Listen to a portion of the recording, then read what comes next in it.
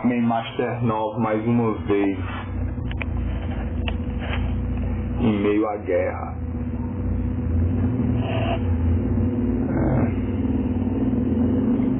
Senhores, talvez esse vídeo vá ser um pouco longo, um pouco lento, e eu vou fazer muitas pausas enquanto eu estiver falando, mas senhores, eu quero que vocês me perdoem até pela natureza do assunto.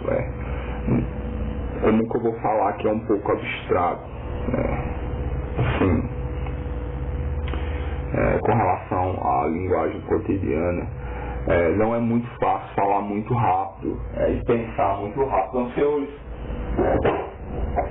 vão vendo esse vídeo aí devagarzinho, os senhores vão entendendo, tá ok? Porque eu acho que, como eu digo, eu não gosto de fazer muitos cortes, eu acho que tira o sentido. Senhores, o que eu quero colocar aqui é o seguinte: eu recebi o documentário Zeitgeist Moving Forward, pelo OJFNBCO. E eu estou passando esse documentário agora para vocês. Esse documentário vocês vão poder assistir ele inteiro aqui no YouTube. Ele tem mais de 2 horas. Então eu quero agradecer ao OJFNBCO por ter mandado isso aqui pra gente. Eu estou passando agora para vocês. Assistam. E o que eu gosto nos documentários Zeitgeist é porque eles abordam a nossa civilização por vários aspectos, tanto psicológico, financeiro, religioso, científico, existencial. E os senhores vejam aí, que isso me levantou algumas questões, e eu vou colocar agora para vocês que questões isso me levantou. Senhores, é o seguinte: quando você faz a faculdade de filosofia, eu já disse aqui que eu fiz curso de filosofia até o último ano, mas não cheguei a me formar. Eu tive alguns problemas. E senhores, quando você faz o curso de filosofia, você escolhe um filósofo para trabalhar com ele. Porque aí você se especializa na obra dele e tal, lê. E senhores, o filósofo que eu escolhi foi um alemão chamado Martin Heidegger. E muito do que eu estudei de alemão foi para entender a obra dele. O Martin Heidegger, ele tem pouquíssimos vídeos, filmagens. E a obra dele é muito complicada, porque é um jargão muito técnico. Como não tem música para outros músicos, como aquela banda Dream Theater, por exemplo. E o Martin Heidegger, ele faz filosofia para outros filósofos. É difícil para um público leigo entender. Mas senhores, eu tenho uma das raras filmagens dele. Está aqui o vídeo. E senhores, ele fala especificamente de tempo. Aliás, o livro mais conhecido dele é Ser e Tempo. Na universidade eu cheguei a fazer algumas comunicações, seminários em relação a ele. Eu conheço pouco da obra, senhores. São mais de 100 livros. Mas você pode passar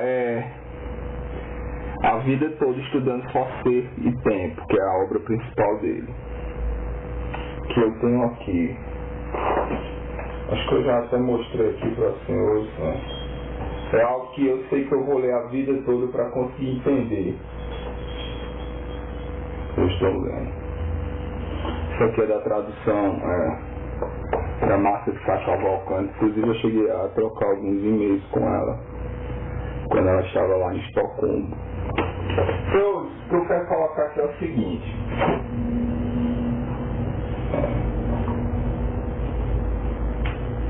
nesse vídeo aí o Martin Heidegger vai falar que algo está ocorrendo na linguagem humana e que não vamos dizer que é algo sutil, porque isso terá consequências extraordinárias na nossa psique, mas é algo, vamos dizer, insidioso, é algo difícil de perceber de cara. Vamos devagar que os senhores vão entendendo. Olha, a linguagem humana Na época, Martin Heidegger estava falando do século XX, certo? Nós já passamos do século XX.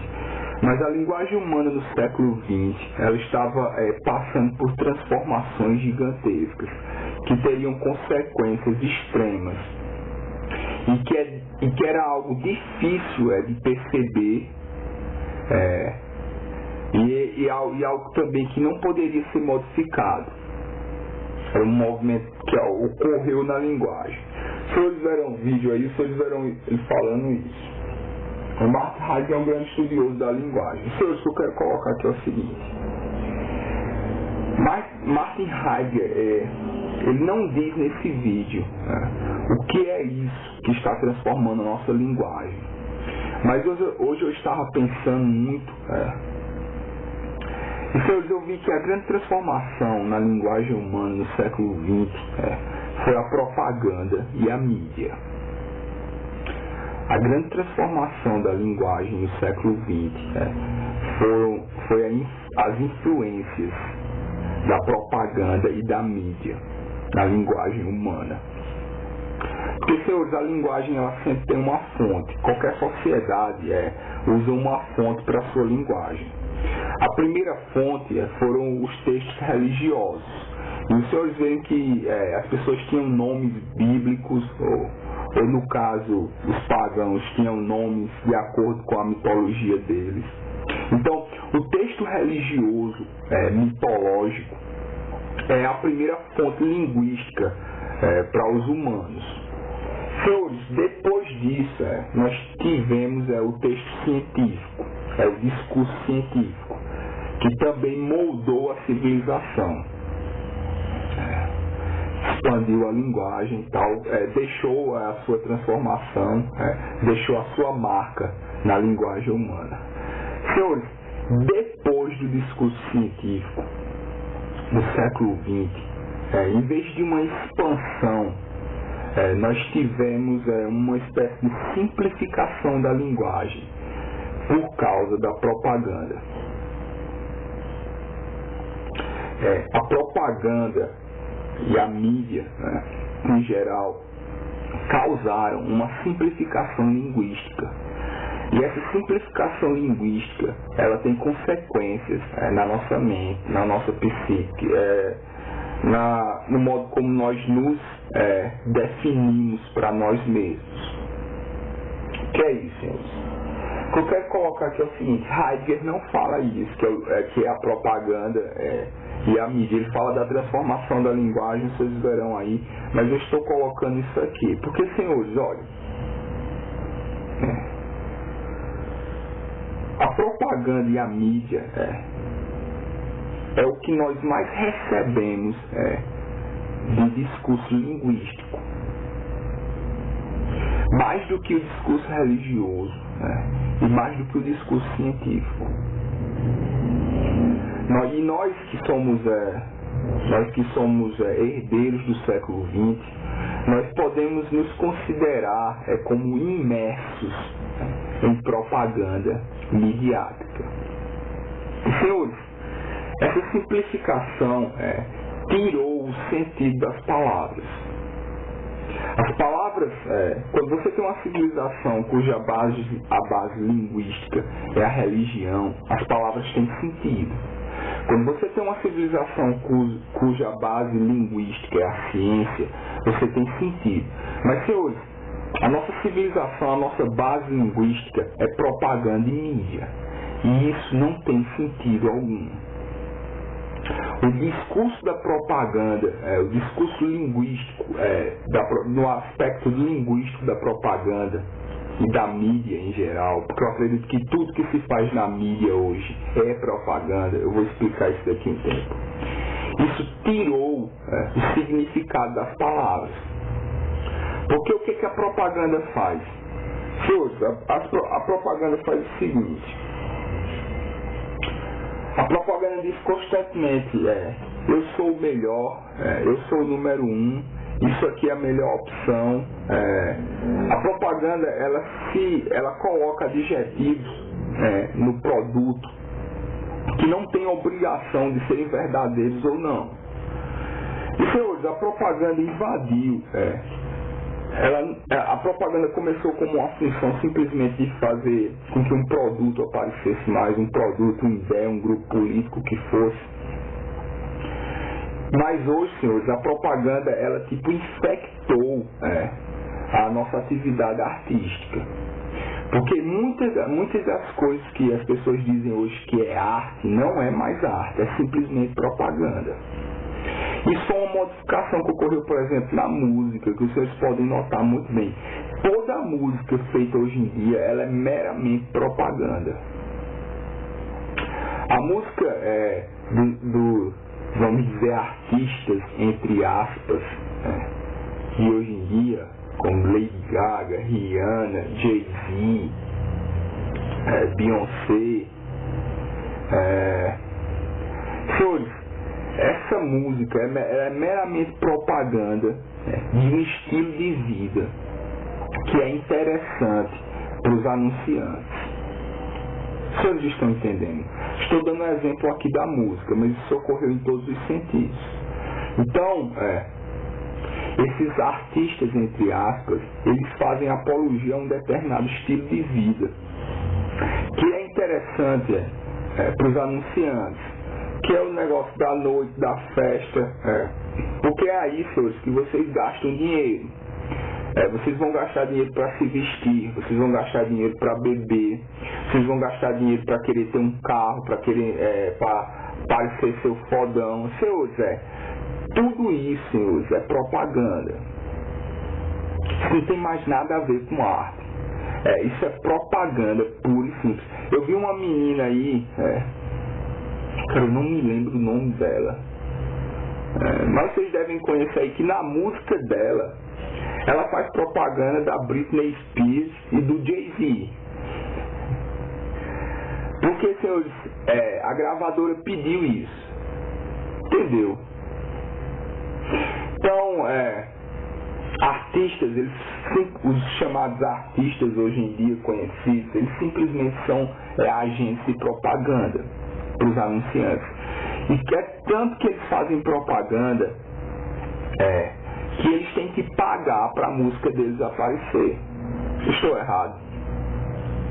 Então, senhor, o que eu coloco aqui é o seguinte.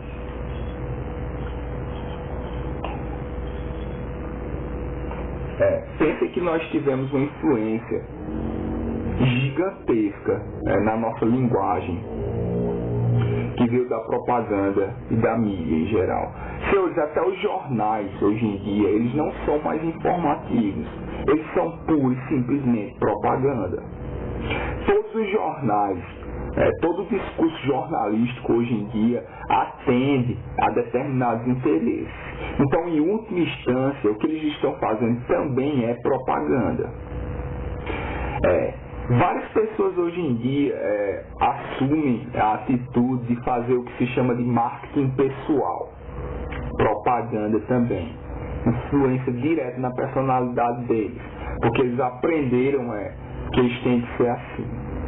Então, senhores, eu quero que vocês pensem nas consequências que isso teve na nossa linguagem.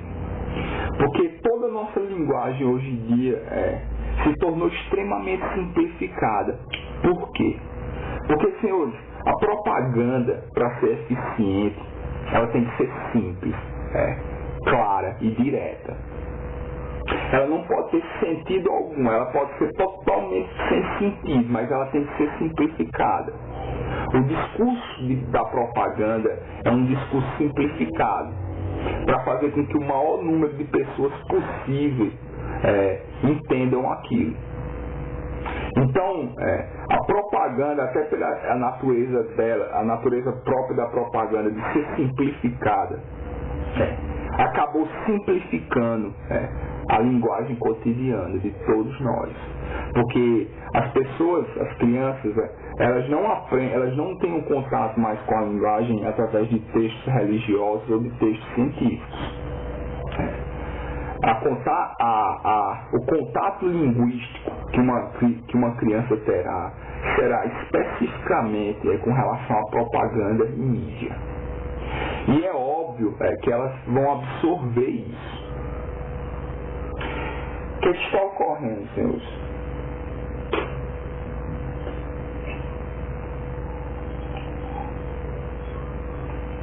Nós tínhamos uma noção de qualidade, mas no sentido de propaganda, qualidade não faz sentido algum. A propaganda se importa simplesmente com quantidade e simplificação. Então, o que é importante para a propaganda é que seja, quanto mais propaganda, melhor. E quanto mais simples, melhor. Eu estou errado.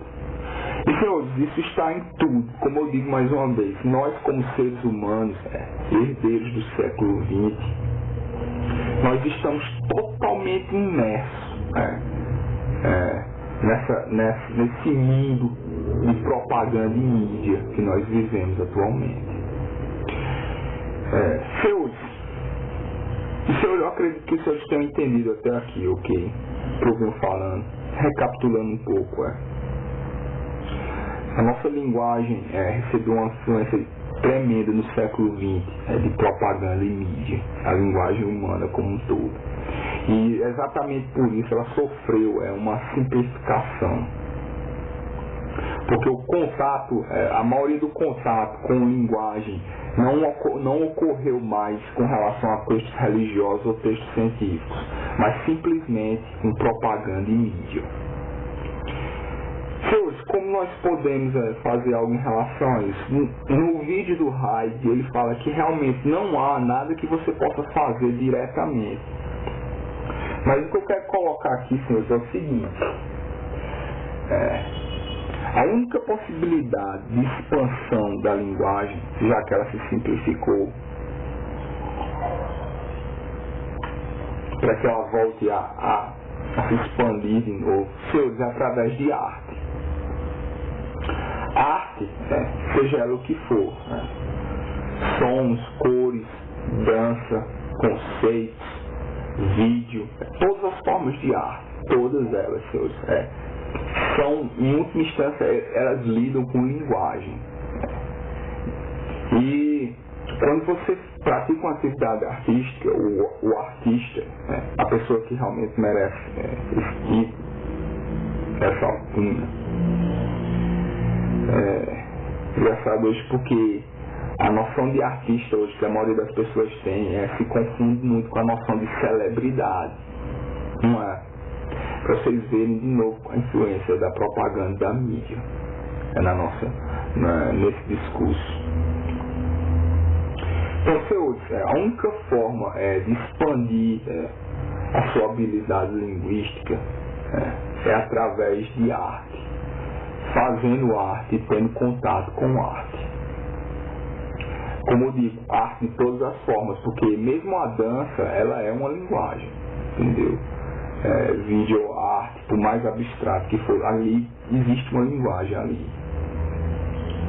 Agora, qual é o problema disso aqui, senhores? O negócio é o seguinte: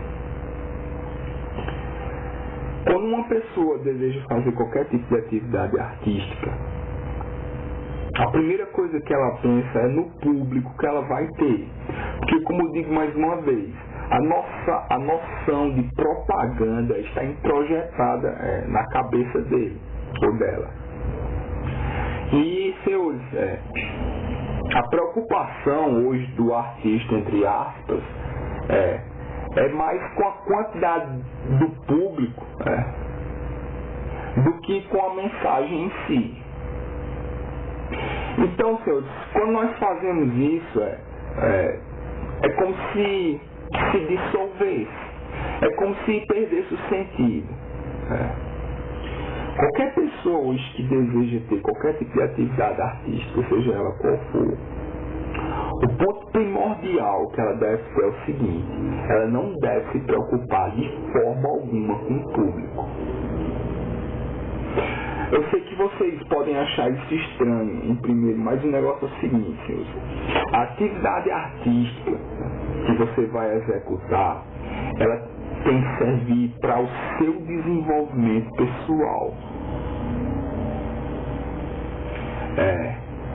Se outras pessoas acompanham isso, ok. Mas, senhores, o que está sendo aqui modificado quando você faz arte é você mesmo. Um artista, ele é uma espécie de experimentador. E ele faz as experiências dele, mas o foco principal é as mudanças que vão acontecer nele mesmo, durante o processo artístico. As descobertas que ele vai fazer com relação a ele mesmo. Entendeu? Então aí porque eu digo, olha, o grande problema da simplificação da nossa linguagem foi propaganda, estou certo. A única forma de reverter isso é fazendo arte, sincera e honesta, seja isso o que for. E a única forma de você fazer arte com uma, vamos dizer, honestidade intelectual, é quando você não se preocupa de forma alguma se outras pessoas estão vendo aquilo. A preocupação primordial é como aquilo vai lhe modificar pessoalmente durante o processo. Senhores, eu espero que eu tenha deixado minha mensagem clara e eu me despeço. Eu peço às senhoras e senhores que se cuidem.